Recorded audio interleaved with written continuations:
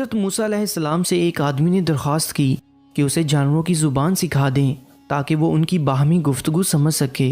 حضرت موسیٰ علیہ السلام نے فرمایا اس بات کو چھوڑ دے کیونکہ اس میں کئی خطرات پوشیدہ ہوتے ہیں۔ قاعدہ ہے کہ جس بات سے منع کیا جائے اس کی طرف رغبت اور بڑھتی ہے۔ عرض کرنے لگا سرکار آپ اللہ تعالیٰ کے نائب ہیں، میری استدعا قبول فرمائیں۔ حضرت موسیٰ علیہ السلام نے فرمایا یہ نہ ہو کہ کل تو پچھتائے کیونکہ تو یہ نہیں جانتا کہ تیرے لیے کون سی چیز بہتر ہے اور کون سی چیز مضر۔ بارگاہ الہی سے حکم ہوا اے موسیٰ علیہ السلام اس کی تمنا پوری کر دے۔ اس شخص نے کہا اچھا سارے جانوروں کی زبان نہ صحیح، صرف میرے گھریلو پالتو جانور کتے اور مرغ کی زبان سکھا دے۔ حضرت موسیٰ علیہ السلام نے فرمایا جا آج سے ان دونوں جانوروں کی بولی پر تجھ کو قدرت حاصل ہوگی۔ وہ شخص یہ سن کر خوش اپنے گھر چلا گیا۔ صبح ہوئی تو خادمہ نے دسترخوان جھاڑا، اس میں سے رات کا بچا ہوا روٹی کا ٹکڑا زمین پر گرا۔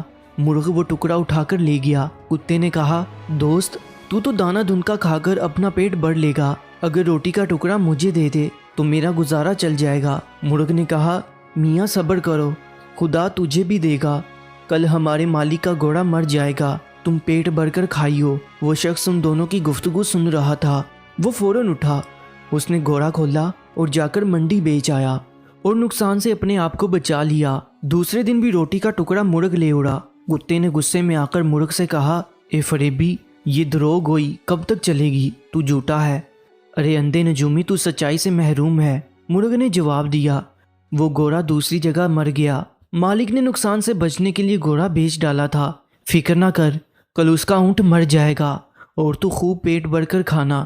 یہ سن کر مالک اٹھا اور اونٹ بھی بیچ آیا۔ اس طرح اس نے اس کے مرنے کے غم اور نقصان سے اپنی جان بچا لی۔ تیسرے دن پھر ایسا ہی واقعہ پیش آیا تو کتے نے مرغ سے کہا ارے کم بخت تو جھوٹوں کا بادشاہ ہے، آخر کب تک تو مجھے فریب دیتا جائے گا۔ مرغ نے کہا بھائی اس میں میرا کوئی قصور نہیں، مالک نے اونٹ بیچ ڈالا اور اپنے آپ کو نقصان سے بچا لیا۔ مرغ نے کتے کو تسلی دیتے ہوئے کہا فکر نہ کر، کل اس کا خچر مر جائے گا، اسے صرف کتے ہی کھا سکتے ہیں، تم بھی جی بڑھ کر کھانا۔ مالک نے جب یہ سنا تو اس نے خچر بھی فروخت کر دیا۔ مالک اپنی ہوشیاری پر بے حد خوش تھا کہ وہ یک کے بعد دیگرے 3 حادثوں سے بچ گیا اور کہنے لگا جب سے میں نے مرغ اور کتے کی زبان سیکھی ہے قضاء و قدر کا رخ پھیر دیا ہے۔ چوتھے دن کتے نے مرغ سے کہا اے مرغ وہ تیری پیشین گوئیاں کیا ہوئی، یہ تیری مکاری اور جھوٹ کب تک چلے گا؟ مرغ نے کہا توبہ توبہ یہ غیر ممکن ہے کہ میں یا میرا کوئی ہم جنس جھوٹ بولے، ہماری قوم تو موزن کی طرح راست گو ہے، ہم اگر غلطی سے بے وقت اذان دے بیٹھے تو مارے جائیں۔ مالک نے اپنا مال تو بچا لیا لیکن اس نے اپنا خون کر لیا۔ ایک نقصان 100 نقصان کو دفع کرتا ہے، جسم اور مال کا نقصان جان کا صدقہ بن جاتا ہے۔ بادشاہوں کی عدالت سے سزا ملے تو مال کا جرمانہ ادا کر کے جان بچ جاتی ہے، لیکن قضاء الہی کے بید سے بے خبر ہوتے ہوئے بھی جو آدمی اپنا مال بچاتا ہے وہ محض نادان ہے۔ اگر وہی مال اس پر سے صدقہ ہو جاتا تو شاید اس سے بلا ٹل جاتی۔ اب کل یقیناً مالک خود مر جائے گا، اس کے وارث اس کی وفات پر گائیں ذبح کریں گے، بس پھر تمہارے وارے نیارے ہیں۔ گھوڑے، اونٹ اور خچر کی موت اس نادان کی جان کا صدقہ تھا، وہ مال کے نقصان سے تو بچ گیا لیکن اپنی جان گنوا بیٹھا۔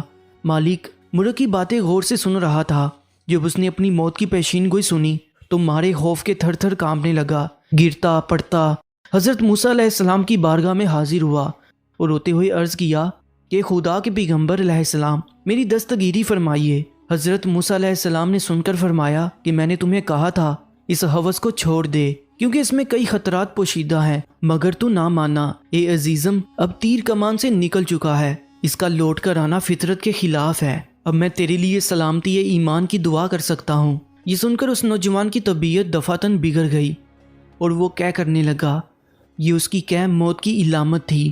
اس کو گھر لے جایا گیا، گھر پہنچتے ہی وہ مر گیا۔ پیارے دوستو، اس میں درس حیات یہ ہے کہ انسان کو نہ کسی بیماری میں مایوس ہونا چاہیے اور نہ ہی کسی مادی نقصان پر زیادہ غم کرنا چاہیے۔ ہر بیماری اور نقصان میں کوئی بید ہوتا ہے۔ جسم کی بیماری یا مال کا نقصان کسی بڑی مصیبت کا صدقہ بن جاتا ہے اور اس کو ٹال دیتا ہے۔ مزید سبق آموز کہانیوں کے لیے اس چینل کو ضرور سبسکرائب کر لیجیے گا۔ اپنا بہت زیادہ خیال رکھیں، انشاءاللہ ملتے ہیں کہ نئی کہانی کے ساتھ۔